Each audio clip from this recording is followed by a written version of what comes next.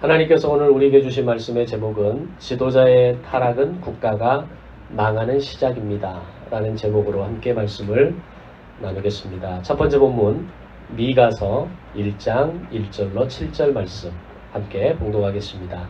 시작. 유다의 왕들 요담과 아하스와 히스기야 시대에 모레셋 사람 미가에게 임한 여호와의 말씀 곧 사마리아와 예루살렘에 관한 묵시라. 백성들아 너희는 다 들을지어다. 땅과 거기에 있는 모든 것들아 자세히 들을지어다. 주 여호와께서 너희에게 대하여 증언하시되 곧 주께서 성전에서 그리하실 것이니라. 여호와께서 그의 처소에서 나오시고 강림하사 땅의 높은 곳을 밟으실 것이라. 그 아래에서 산들이 높고 골짜기들이 갈라지기를 불 앞에 밀초 같고 비탈로 쏟아지는 물 같을 것이니 이는 다 야곱의 허물로 말미암음이요 이스라엘 족속의 죄로 말미암음이라. 야곱의 허물이 무엇이냐? 사마리아가 아니냐? 유다의 산당이 무엇이냐? 예루살렘이 아니냐? 이러므로 내가 사마리아를 들의 무더기 같게 하고 포도심을 동산 같게 하며 또 그 돌들을 골짜기에 쏟아내리고 그 기초를 드러내며 그 새긴 우상들은 다 부서지고 그 음행의 값은 다 불살라지며 내가 그 목상들을 다 깨뜨리리니 그가 기생의 값으로 모았은즉 그것이 기생의 값으로 돌아가리라. 아멘. 두 번째 본문 미가서 2장 1절로 8절 시작. 그들이 침상에서 죄를 꾀하며 악을 꾸미고 날디 밝으면 그 손에 힘이 있으므로 그것을 행하는 자는 화 있을진저 밭들을 탐하여 빼앗고 집들을 탐하여 차지하니 그들이 남자와 그의 집과 사람과 그의 산업을 강탈하도다. 그러므로 여호와의 말씀에 내가 이 족속에게 재앙을 계획하나니 너희의 목이 이에서 벗어나지 못할 것이요 또한 교만하게 다니지 못할 것이라. 이는 재앙의 때임이라 하셨느니라. 그때에 너희를 조롱하는 시를 지으며 슬픈 노래를 불러 이르기를 우리가 온전히 망하게 되었도다. 그가 내 백성의 산업을 옮겨 내게서 떠나게 하시며 우리 밭을 나누어 패역자에게 주시는도다 하리니 그러므로 여호와의 회중에서 분깃에 줄을 댈 자가 너희 중에 하나도 없으리라. 그들이 말하기를 너희는 예언하지 말라. 이것은 예언할 것이 아니거늘 욕하는 말을 그치지 아니한다 하는도다. 너희 야곱의 족속아 어찌 이르기를 여호와의 영이 성급하시다 하겠느냐? 그의 행위가 이러하시다 하겠느냐? 나의 말이 정직하게 행하는 자에게 유익하지 아니하냐? 근래에 내 백성이 원수같이 일어나서 전쟁을 피하여 평안히 지나가는 자들의 의복에서 겉옷을 벗기며 내 백성의 부녀들을 그들의 즐거운 집에서 쫓아내고 그들의 어린 자녀에게서 나의 영광을 영원히 빼앗는도다. 아멘. 세 번째 본문 미가서 3장 1절로 6절 말씀 시작. 내가 또 이르노니 야곱의 우두머리들과 이스라엘 족속의 통치자들아 들라. 정의를 아는 것이 너희의 본분이 아니냐. 너희가 선을 미워하고 악을 기뻐하여 내 백성의 가죽을 벗기고 그 뼈에서 살을 뜯어 그들의 살을 먹으며 그 가죽을 벗기며 그 뼈를 꺾어 다지기를 냄비와 속 가운데에 담을 고기처럼 하는도다. 그때 그들이 여호와께 부르짖을지라도 응답하지 아니하시고 그들의 행위가 악했던 만큼 그들 앞에 얼굴을 가리시리라. 내 백성을 유혹하는 선지자들은 이에 물 것이 있으면 평강이 위치나 그 입에 무엇을 채워주지 아니하는 자에게는 전쟁을 준비하는도다. 이런 선지자에 대하여 여호와께서 이르시되 그러므로 너희가 밤을 만나리니 이상을 보지 못할 것이요 어둠을 만나리니 점치지 못하리라 하셨나니 이 선지자 위에는 해가 져서 낮이 캄캄할 것이라. 아멘.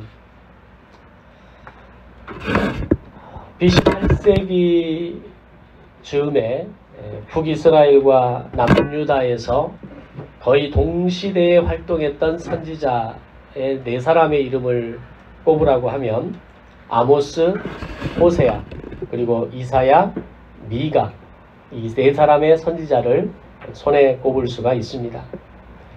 그 중에 아모스와 호세아는 북이스라엘에서 활동하던 선지자였고 이사야와 미가 선지자는 남유다를 중심으로 활동하는 선지자이면서 동시에 북이스라엘을 향한 하나님의 심판의 메시지를 전하는 역할을 했던 선지자입니다.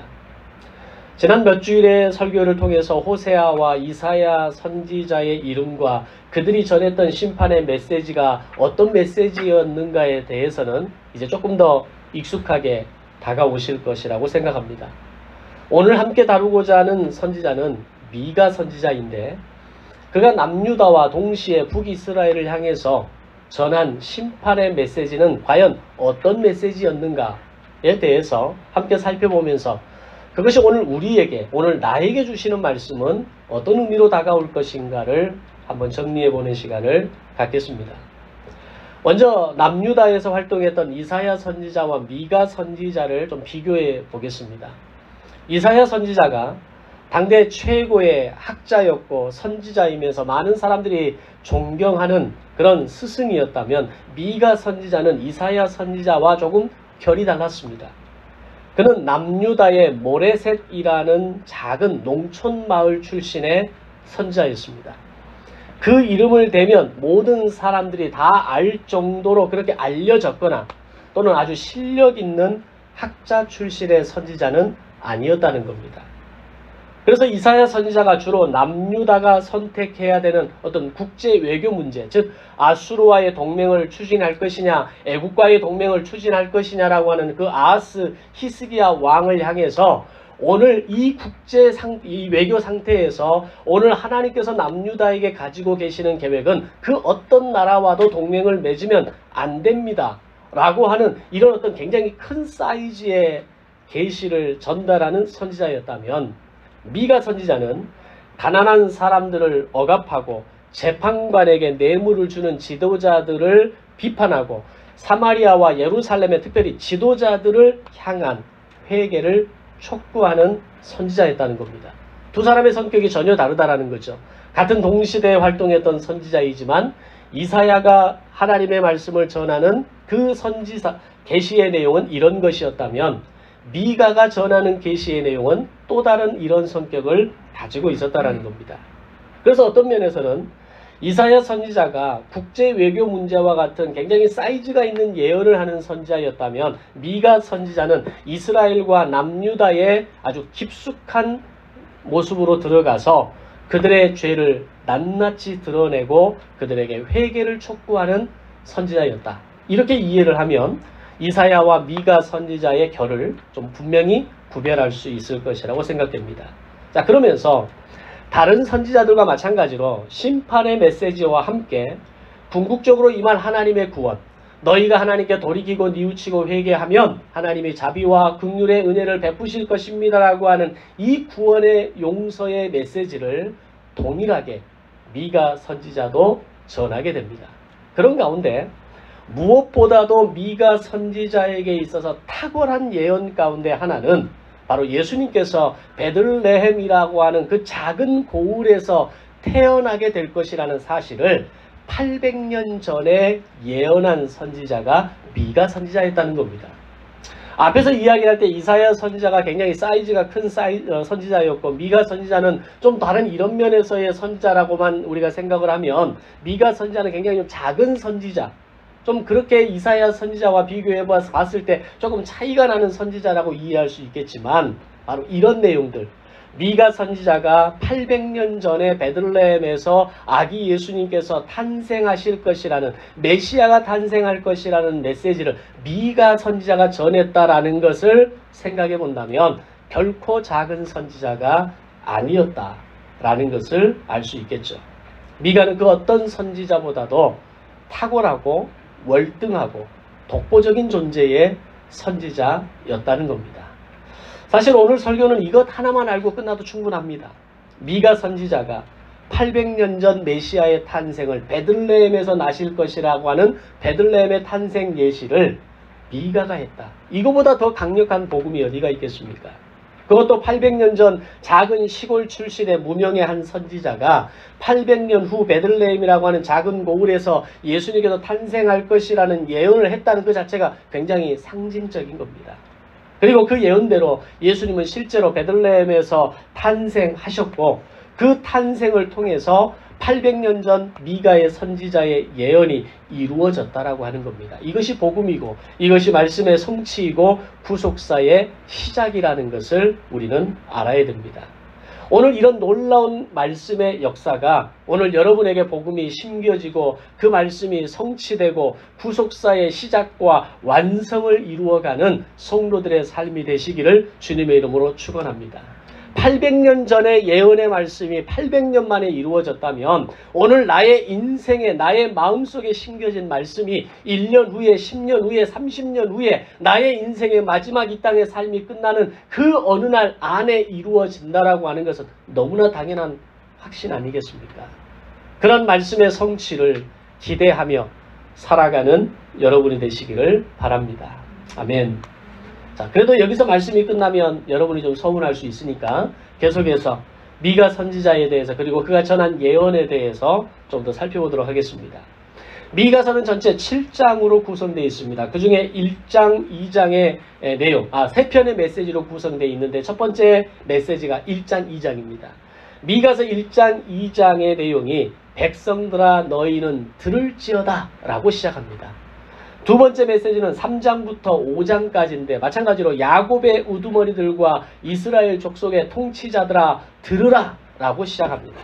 세 번째 메시지는 6장과 7장인데 너희는 여호와의 말씀을 들을지어다 라는 말로 시작합니다. 그래서 우리가 미가서를 읽을 때 통독하실 때 특별히 1장부터 7장까지의 내용 가운데 1장, 3장, 5장, 6장에서 너희는 들을지어다, 지도자들아 들을지어다, 이스라엘아 여호와의 말씀을 들을지어다 이런 큰 앞에의 서두의 말씀을 묻고 그 뒤에 따라오는 어떤 말씀을 들으라고 하는 것인가를 우리가 인지하고 말씀을 읽으면 미가서가 그렇게 어렵지 않게 다가오는 첫 번째 시작이 될 것 같습니다. 자, 앞에서도 말씀드린 것처럼 미가 선지자는 비록 작은 시골 출신의 무명 선지자와 같은 사람이었지만 그의 메시지는 결코 작지 않았다라는 겁니다. 모든 백성들을 향해서 그리고 남유다의 지도자들을 향해서 살아계신 하나님의 말씀을 담대하게 선포하는 위대한 선지자 중에 한 사람이었다는 겁니다. 쫄지 않았다는 얘기입니다. 내가 시골 출신이기 때문에 내가 작은 선지자이기 때문에 내가 당대에 같이 활동했던 이사야 선지자와 상당히 사이즈 면에서 차이가 난다고 느낄 수 있지만 미가는 그렇게 생활하지 않았다라는 겁니다. 내게 주신 그 하나님의 말씀, 내 안에 담겨진 하나님의 말씀을 이스라엘을 향해서 지도자들을 향해서 모든 백성들을 향해서 담대하게 선포하는 말씀의 권능이 미가 선지자에게 있었다는 겁니다. 자, 이제 미가 선지자가 이 전한 심판의 메시지를 좀 정리해보면 하나님께서 미가 선지자를 통해서 북이스라엘과 남유다의 두 도시, 특별히 사마리아와 예루살렘을 향해서 거침없는 심판의 메시지를 전달하게 하십니다. 특히 이 미가 선지자의 심판의 메시지는 두 도시의 지도자들과 거짓 선지자들에게 포커스가 맞춰져 있었습니다. 지도자들이 그리고 거짓 선지자들이 종교 지도자들이 너희들이 바로 서 있지 못함으로 인해서 너희들이 행하는 그 악행과 그 죄악으로 인해서 하나님께서는 반드시 너희를 심판하실 것이라는 메시지를 던지고 있다는 겁니다. 그리고 그런 이유로 장차 오실 메시아는 사마리아도 예루살렘도 아닌 이름도 없는 당시 아무도 알아주지 않는 작은 시골 마을 베들레헴에서 하나님의 눈길이 향하고 있다는 것을 미가가 말하고 있다는 겁니다. 그렇다면 여기에서 우리의 한 가지 의문이 풀리게 됩니다. 왜 예수님께서 두 나라의 수도 북이스라엘의 수도인 사마리아 또는 남유다의 수도인 예루살렘에서 탄생하시지 않고 800년 전 미가 선지자의 당시의 베들레헴은 진짜 작은 촌구석입니다. 그런 작은 마을 베들레헴에서 왜 태어나셨는가라고 하는 겁니다. 물론 성경을 읽어가면 그렇게 태어났다고 성경에 기록되어 있으니까 우리는 의심하지 않고 믿습니다. 그것을 아무런 의문을 가지지 않고 그렇게 알고 있습니다. 그러나 예수님이 태어나시기 이전에 800년 전에 베들레헴이라는 고을은 찾아보기 힘든 작은 시골, 그냥 한 마을에 불과했다라는 겁니다. 그리고 우리가 각 나라들의 건국 신화를 보거나 영웅 탄생을 보면 항상 그 나라의 중심에서 태어난 걸 보게 됩니다. 그리고 특별한 탄생 배경을 가지고 있는 걸 우리가 공통적으로 보게 되죠. 그렇게 본다면 예수님이 태어나야 될 곳은 어디입니까? 사마리아입니다. 예루살렘입니다. 그런데 잘 알려지지도 않고 지극히 작은 고을 베들레헴에서 태어날 것이라는 것을 미가를 통해 보여주셨다는 겁니다. 그 이유가 바로 북이스라엘과 남유다의 죄악 때문이라는 겁니다. 그들이 하나님 앞에 범죄하고 악을 행하고 하나님을 떠나고 우상 숭배하는 삶을 살았을 때 그들에게 당연히 임할 수 있었던 메시아 탄생의 영광마저도 잃어버렸다는 겁니다. 오늘 이것을 우리의 삶에 한번 적용해 본다면 오늘 우리가 하나님의 말씀을 기억하지 않고 그 말씀의 중심을 지키지 않고 하나님을 떠난 삶을 살아가고 하나님을 계속해서 배반하는 인생을 살아갈 때 우리를 향한 약속과 하나님이 나에게 허락하시는 영광과 나의 삶의 배경 가지고 계시는 하나님의 계획을 떠나버리게 할 수도 있다는 겁니다. 오늘 나의 삶을 향한 하나님의 약속, 하나님의 계획, 하나님의 꿈, 하나님의 마음, 그것을 지키는 방법이 무엇입니까? 하나님 말씀 안에서 떠나지 않는 겁니다. 그 말씀을 내 삶에서 지켜나가는 삶을 사는 겁니다. 그 말씀이 오늘 나에게 무엇을 말씀하시는 건지를 귀담아 듣고 그것을 살아낼 때 하나님의 약속과 하나님의 계획과 하나님의 마음이 우리를 떠나지 않을 것을 믿습니다. 자, 그럼 구체적으로 어떤 죄가 그들에게 있었기에 하나님께 심판의 메시지를 듣는 것과 더불어서 메시아 탄생의 그 영광마저도 제외되었는가라고 하는 것을 정리해 보겠습니다.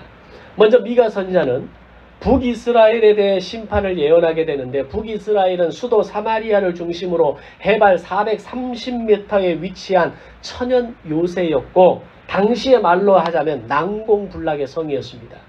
근데 그런 사마리아 성이 북이스라엘의 오므리 왕 때 건설되었고 BC 722년 아수르 제국에 의해서 포위되어지고 멸망하는 데 걸린 시간이 딱 3년입니다.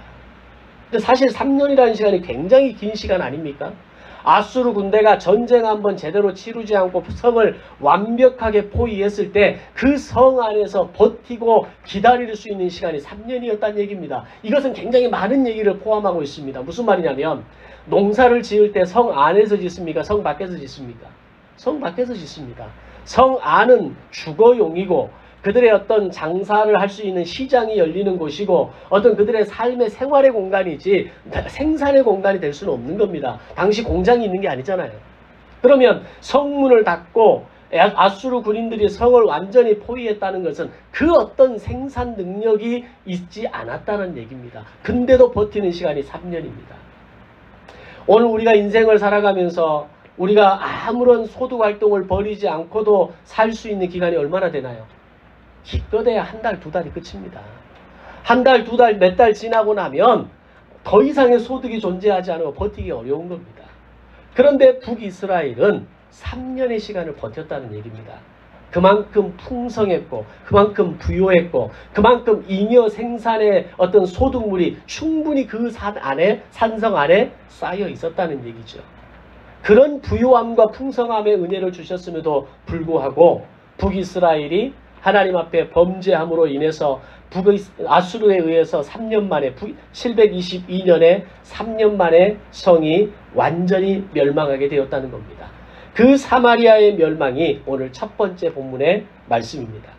특히 6절 7절 말씀에서 사마리아에 대해서 가장 많이 언급하는 죄가 있는데 바로 우상 숭배였습니다. 바로 북이스라엘의 멸망의 중심에 있었던 핵심적인 이유는 우상 숭배였습니다. 물론 지도자의 타락도 백성들의 죄악도 만연해 있는 그 가득한 죄로 가득한 모습이 있는 북이스라엘도 이런 멸망의 이유이기도 했지만 첫 번째 이유가 우상 숭배였죠. 이어서 미가는 남유다에 대해서 심판을 예언하는데 남유다의 예루살렘 성은 통일 왕국 시대에 다윗 왕 때 세워진 성입니다. 그리고 해발 640에서 770m에 위치한 곳에 세워졌고 북이스라엘의 사마리아 성과 비교해보면 훨씬 더 견고하고 훨씬 더 난공불락의 성입니다. 지금도 예루살렘 성을 밖에서 둘러보면 성은 저 위에 올려져 있고 밑에서 깎아지른 듯한 절벽 위에 성이 세워져 있는 성벽이 세워져 있는 곳이 많습니다. 그곳을 정면 돌파해서 뚫고 올라올 수 있는 것은 쉽지 않다라는 겁니다. 그런데 그렇게 견고했던 예루살렘 성이 BC 586년 바벨론 제국에 의해서 포위된 지 18개월 만에 멸망합니다. 그런 예루살렘을 향해 하나님께서 주신 말씀이 본문 이후 16절 말씀입니다. 너는 내 기뻐하는 자식으로 인하여 네 머리털을 깎아 대머리 같게 할지어다. 내 머리가 크게 벗어지게 하기를 독수리 같게 할지어다. 이는 그들이 사로잡혀 너를 떠났습니다. 너희를 수치를 경험하게 할 것이라는 겁니다. 근데 그 수치가 어떤 수치입니까? 포로로 끌려가는 수치를 너희는 경험하게 될 것이다. 이것이 남유다를 향한 경고였습니다. 이 예언의 말씀대로 150년 후 남유다의 도시들과 예루살렘 성은 바벨론에 의해서 철저하게 파괴되면서 남유다 전체가 멸망하고 모든 백성이 바벨론 포로로 끌려가게 되고 그 외에 많은 사람들이 나는 죽어도 바벨론으로 내가 포로로 끌려가지는 않겠다고 도망자의 신분으로 애굽으로 도망한 사람들도 결국 포로 인생을 살아가게 되었던 겁니다. 그런데 그 이유가 바로 남유다 전반적으로 깔려있는 죄악 때문이었습니다. 한마디로 정리하면 북이스라엘은 우상숭배로 인해서 완전히 멸망하게 되었다면 남유다는 국가의 총체적 타락으로 인한 죄악으로 인해 멸망하게 되었다는 겁니다. 더 나아가 포로로 끌려가는 이런 수치와 비극적인 운명을 맞이하게 되었던 겁니다. 자, 그렇다면 북이스라엘의 죄악은 우상숭배라는 그 단어 하나만으로 분명하게 이해가 됩니다. 왜냐하면 이미 짝퉁 제단에, 짝퉁 제사장에, 짝퉁 절기에 익숙해져 있는 그들이 제사장 나라를 저버리고 우상숭배를 선택했다는 것은 하나도 이상한 것이 아니기 때문입니다. 이미 그들은 분열 왕국이 시작되면서부터 하나님을 떠난 삶을 살았고 우상숭배의 삶을 결단하는 인생을 살았던 겁니다. 그래서 그들은 멸망한 겁니다. 그런데 남유다는 예루살렘 성전이 있었잖아요. 성전이 있었고 제사장이 있었고 절기가 지켜지고 있었고 다시 말하면 제사장 나라가 운영되고 있는 상황이었다는 겁니다. 그런데 북이스라엘과 비교했을 때 제사장 나라는 유지되고 있었을지는 모르지만 제사장 나라가 제대로 경영되고 있지 않았던 겁니다. 모양만 있을 뿐이지 그 안에 내용이 없고 껍데기만 있을 뿐이지 그 안에 본질이 사라져버린 그런 제사장 나라가 남유다에서 진행되고 있었던 겁니다. 그로 인해 나라는 점점 더 총체적인 타락으로 죄악으로 하나님과 멀어져가는 상태가 되었고 한마디로 속도만 북이스라엘과 비교했을 때 조금 느렸다 뿐이지 느린 만큼 남유다는 죄악으로 더 관영하게 됩니다. 그것이 오늘 두 번째 본문의 말씀입니다. 자, 그럼 이제 구체적인 남유다의 죄악이 무엇인가 라고 하는 것을 정리해 보겠습니다. 물론 이것은 북이스라엘이 우상숭배의 죄 외에도 동일하게 가지고 있었던 죄악인 것처럼 남유다도 기본적으로 우상숭배는 있었습니다.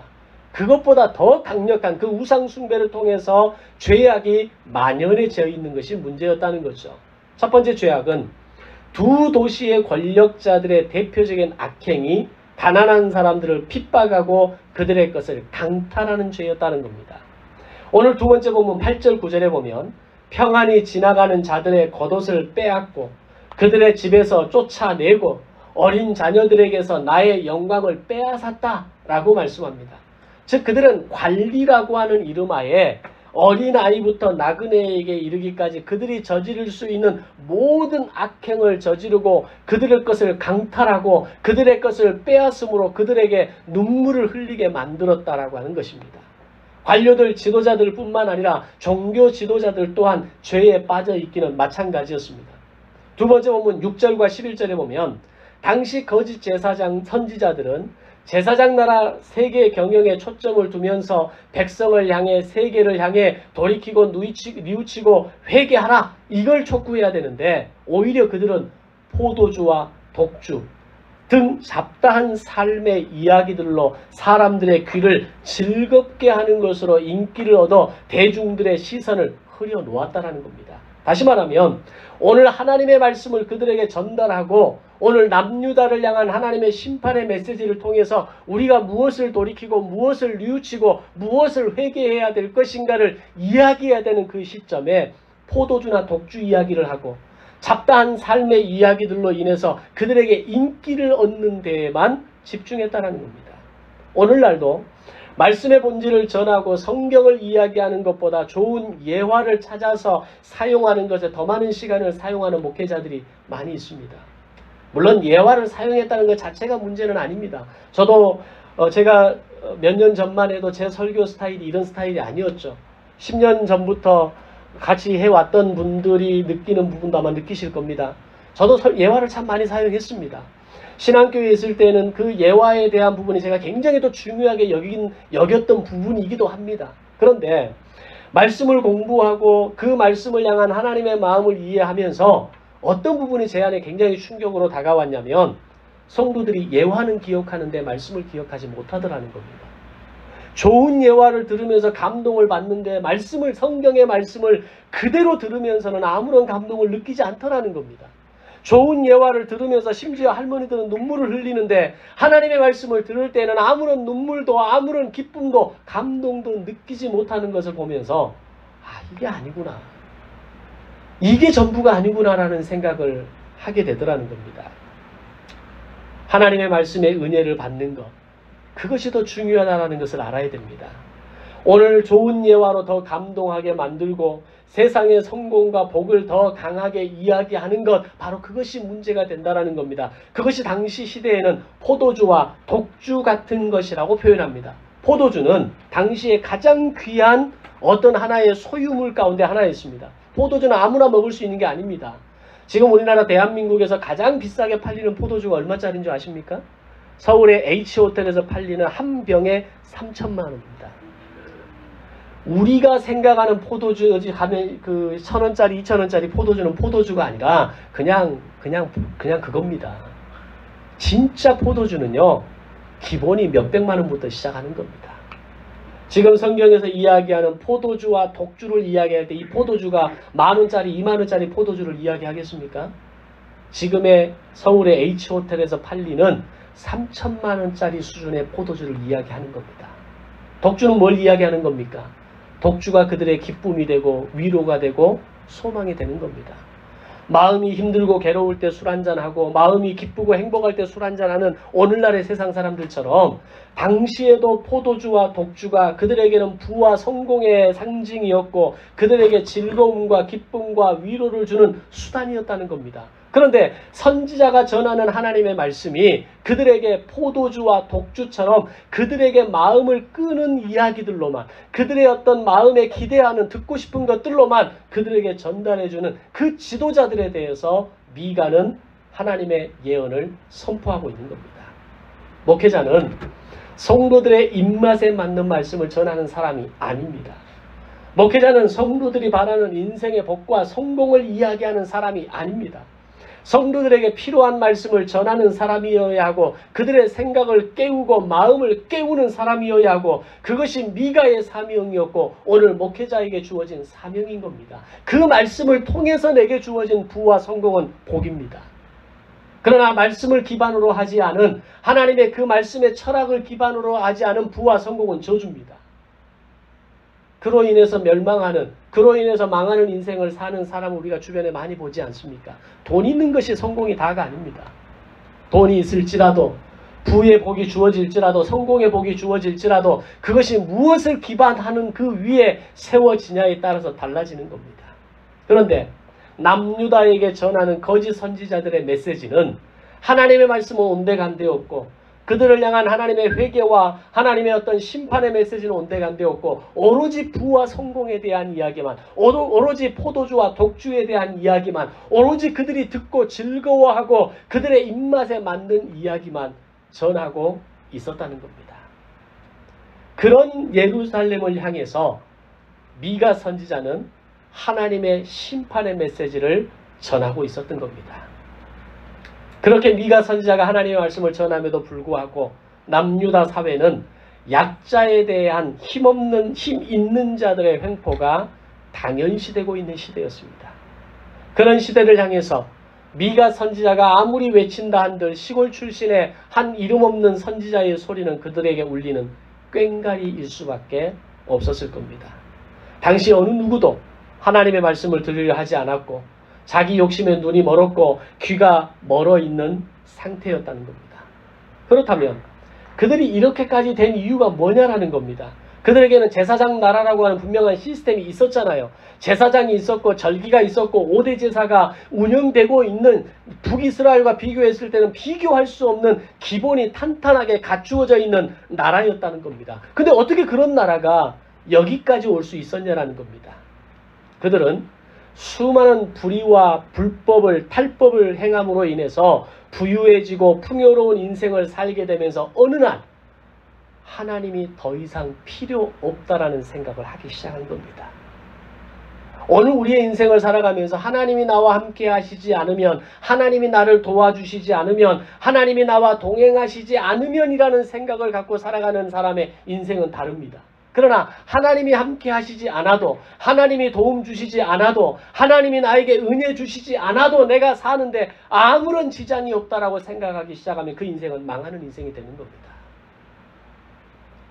오늘 남유다의 이스라엘 백성들은 그들의 삶 속에서 하나님 없이도 부유할 수 있다는 생각을 하기 시작하면서, 실제로 그것을 경험하기 시작하면서 오늘 그들은 누가 더 큰 집을 가졌고, 누가 더 좋은 포도주를 가졌고, 누가 더 좋은 독주를 가지고 있는지에만 관심이 가기 시작했다는 겁니다.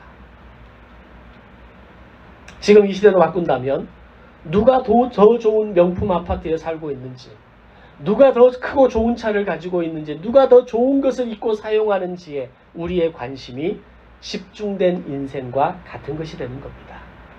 오늘 우리의 인생이 가져야 할 분명한 태도와 자세는 하나님이 나와 함께 하시면이라는 이 의식이, 이 기준이 오늘 인생을 살아가는 여러분의 삶의 기준이 되고 철학이 되고 여러분의 삶의 목표가 되시기를 주님의 이름으로 축원합니다. 어느 날 하나님 없이도, 하나님이 함께 하시지 않아도라고 바뀌면 그때부터 인생은 나락으로 떨어지는 겁니다. 남유다가 바로 그랬습니다. 그렇게 부유했던 남유다가, 그렇게 부유했던 북이스라엘이 3년 만에, 18개월 만에 그들이 아수르에 의해서, 바벨론 제국에 의해서 멸망하게 된 이유는 하나님께서 남유다의 죄악을 도려내시기 위해서 미가 선지자로 하여금 하나님의 뜻을 전하게 하셨던 겁니다. 그럼에도 불구하고 그들은 귀가 닫아버렸고, 그들의 눈을 닫아버렸고, 하나님이 보내신 참 선지자의 말에 귀를 기울이지 않았던 겁니다. 오로지 그들의 관심은 포도주와 독주였습니다. 오로지 그들이 듣고 싶었던 이야기는 부드러운 말이었습니다. 우리를 어렵게 하지 않는 행복한 말만을 그들은 듣기를 원했던 겁니다. 그 결과 죄에 대해서 그들은 점점 더 무감각해지기 시작했던 겁니다. 사실 우리가 처음 죄 짓기 어렵지, 처음 죄 지을 때 무섭고 어려운 것이지 그 다음부터는 아무것도 아닙니다. 우리가 처음 부모에게 거짓말할 때 한번 생각해 보십시오. 내가 이 거짓말을 하고 있는 순간 들키면 어떻게 하나, 부모님이 이미 알면 어떻게 하나, 온갖 그 조마조마한 마음으로 수워야 하지 않니? 그런데 이게 성공했어, 이 거짓말이. 그 다음부터는 어떻게 합니까? 얼굴색 하나 안 바뀌고 거짓말하기 시작합니다. 죄란 게 그런 겁니다. 우리가 하나님 앞에서 살아가면서 내가 처음에 뭔가 죄를 지을 때는 두려움이 있고 떨림이 있고 마음의 괴로움이 있는데 그게 아무렇지 않게 지나가는 순간 이거 괜찮네? 라는 생각을 하는 겁니다. 그리고 우리의 죄는 계속해서 반복되어지고 그 죄로 무감각해지고 둔해지기 시작하면서 하나님 없이도 사는 인생을 결정하게 되는 겁니다. 이제 그 시대를 바라보면서 하나님께서는 미가 선지자를 통해 그럼에도 불구하고 또 한 번의 구원의 메시지를 전하십니다. 그게 남은 자 사상입니다. 오늘 두 번째 본문 12절 13절에 보면 야곱아 내가 반드시 너희 무리를 다 모으며 내가 반드시 이스라엘의 남은 자를 모으고 그들을 한 처소에 두기를 보스라의 양떼같이 하며 초장의 양떼같이 하리니 사람들이 크게 떠들 것이며 길을 여는 자가 그들 앞에 올라가고 그들은 길을 열어 성문에 이르러서는 그리로 나갈 것이며 그들의 왕이 앞서가며 여호와께서는 선두로 가시리라. 아멘. 이렇게 멸망의 메시지를 북이스라엘을 향해서 남유다를 향해서 정말 거침없이 선포하는 가운데에서도 하나님은 역시 또 마지막 또 다시 한 번의 남은 자에 대한 구원의 계획을 말씀하십니다. 내가 그럼에도 불구하고 그들 가운데 있는 남은 자를 모으겠다는 겁니다. 그들을 내가 내 앞에서 인도하시겠다라는 겁니다. 여호와께서 선두에 서시겠다고 말씀합니다. 그러면 그 남은 자가 누구를 말씀하는 겁니까? 우상 숭배에 깊이 빠져있는 북이스라엘과 죄악에 만연해 있는 남유다임에도 불구하고 그들 가운데 남아있는 한 사람, 그들 가운데 남아있는 그 남은 자들을 말씀하시는 겁니다. 하나님께서는 그들을 모으시겠다고 말씀하시고 그들을 인도하시겠다고 말씀하시고 모두가 멸망하는 상황에서도 내가 그들을 구원하시겠다고 말씀합니다. 그럼 지금 우리가 살고 있는 이 시대의 남은 자들은 누구를 말하는 걸까요? 바로 건강한 교회입니다. 그 교회 안에 있는 신실한 성도입니다.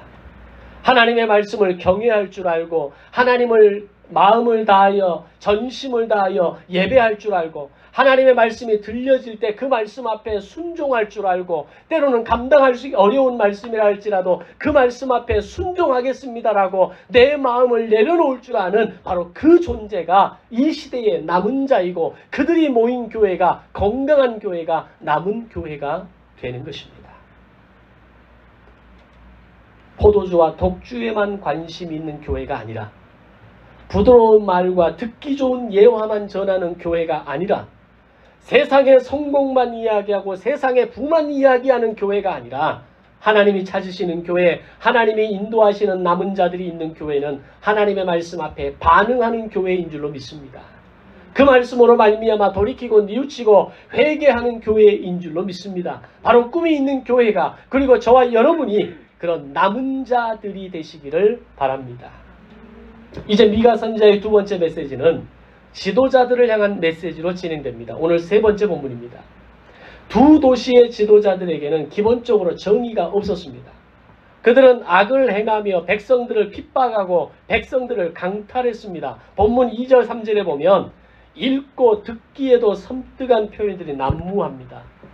내 백성의 가죽을 벗기고 뼈에서 살을 뜯어서 그들의 살을 먹으며 그 가죽을 벗기며 그 뼈를 꺾어 다지기를 냄비와 솥 가운데 담을 고기처럼 한다. 냄비와 솥이 얼마나 크기가 된지는 모르겠지만 그 냄비와 솥에 들어갈 수 있도록 뼈를 잘근잘근 다 쪼갠다는 얘기입니다. 누구를? 사람의 뼈를, 그들의 몸을, 그들의 살을. 지금 이건 타 민족이나 제국이 쳐들어왔을 때 전쟁의 상황에서 지금 벌어지는 장면을 묘사하는 게 아닙니다. 누가 누구의 살과 뼈를 그렇게 하고 있다고 얘기합니까? 백성의 지도자들입니다. 백성의 지도자들이 자신들의 배를 불리고 자신들의 욕심을 채우기 위해 백성들을 핍박하는데 어느 정도로 핍박하냐면 뼈를 깎아내릴 정도로 그들을 핍박하고 그들의 살점을 뜯어내고 그들의 뼈를 다지면서까지 그들을 괴롭히는 지도자들을 미가 선지자는 고발하고 있는 겁니다. 이런 두 도시의 지도자들을 하나님께서 어떻게 그냥 둘 수 있겠습니까?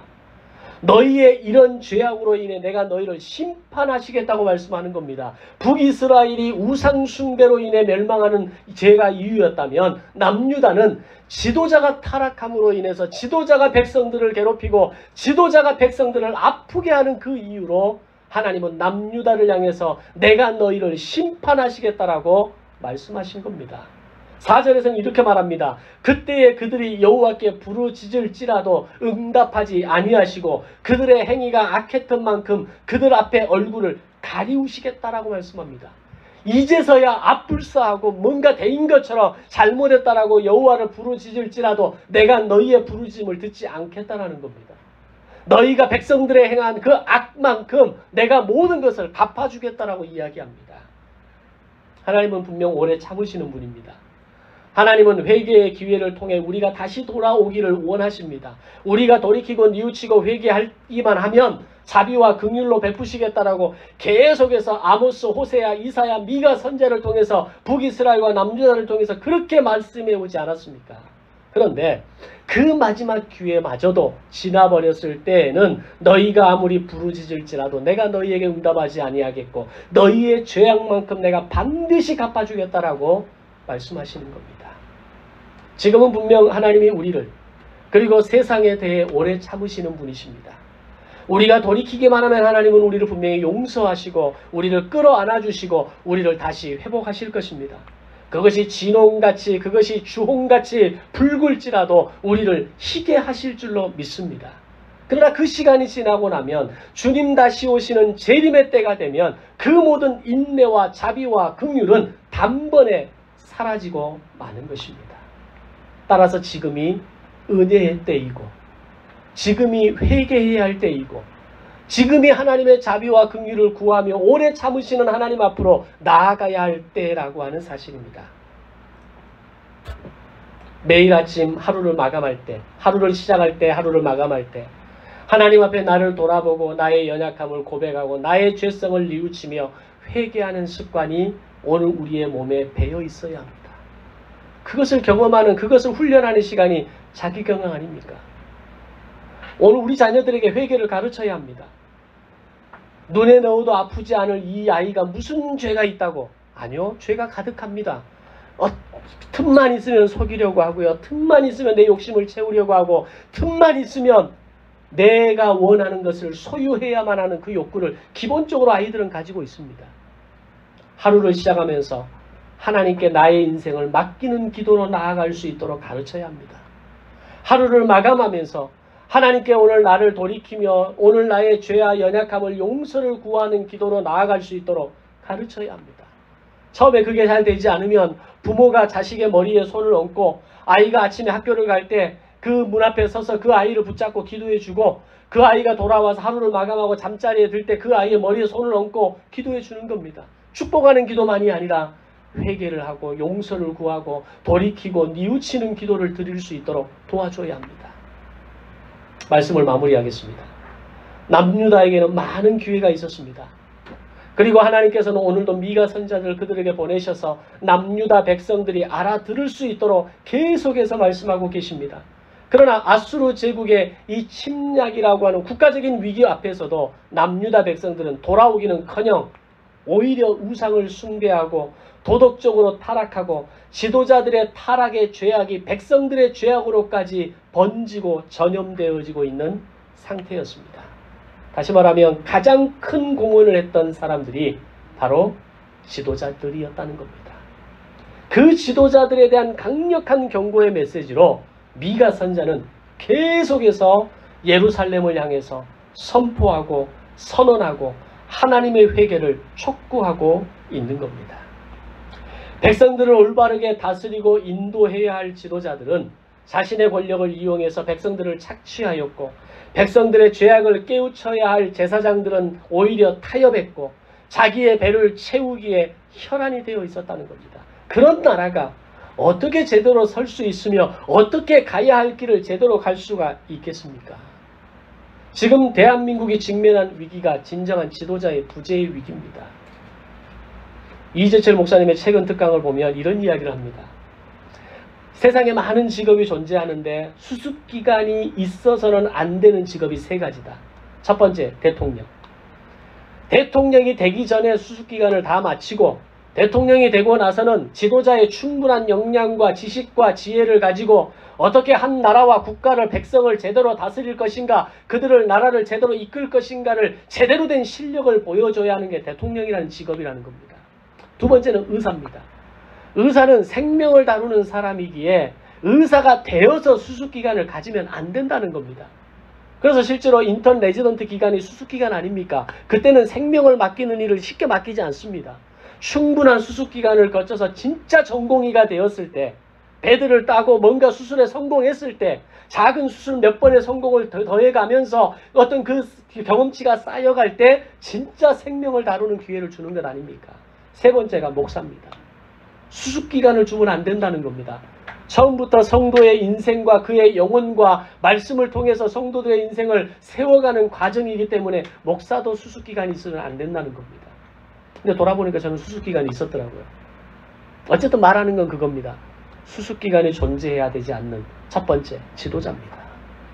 대한민국의 지도자는 지금이 자신에게 수습기간인 줄을 착각하고 있습니다. 자신들이 가지고 있는 권력으로 땅을 쟁취하고 부를 쟁취하고 자신들이 가진 권력을 통해서 수많은 사람들을 마음껏 부리는 일에 혈안이 되어 있는 것 같습니다. 계속해서 들려지는 대통령 리더십의 한계, 김건희 씨의 불법과 탐욕의 행보들, 대한민국의 위기는 계속해서 넘쳐나고 있습니다. 사실 이런 위기 아니어도 대한민국은 위기입니다. 저출산 문제, 청년들의 취업 문제, 비혼주의로 인한 1인 가정 증가의 문제, 노령화 문제, 부동산 연끌로 인한 개인 부채 증가로 인한 개인 파산 문제, 곳곳에 문제들이 산재해 있는데 거기에 대통령이 지도자가 문제로 서 있다면 이거는 뭔가 잘못된 것 아닙니까? 지도자의 타락은 한 국가의 망하는 시작입니다. 우리는 대통령을 위해서 기도해야 됩니다. 그가 이제 와서 수습기간을 하지 않고 진정한 지도력을, 리더십을 발휘할 수 있도록 기도해야 합니다. 그가 제대로 서지 않으면 대한민국의 앞으로의 남은 4년은 정말 불행한 4년이 될 것입니다. 거기서 끝나면 다행입니다. 지도자의 타락은 백성의 타락으로 연결되어지는 것을 우리는 미가서를 통해서 보게 됩니다.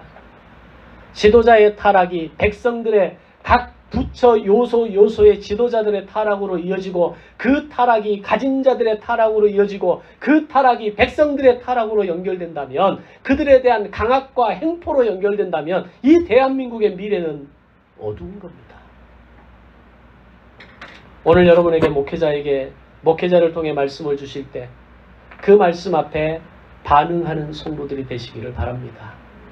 듣기에 좋은 부드러운 말에만 반응하고 감동 있는 예화만 듣기를 원하는 그런 신앙이 아니라 때론 아프게, 때론 무겁게, 때론 거칠게 다가올지라도 그 말씀 앞에 반응하는 남은 자 같은 건강한 교회, 건강한 성도들이 되시기를 주님의 이름으로 축원합니다.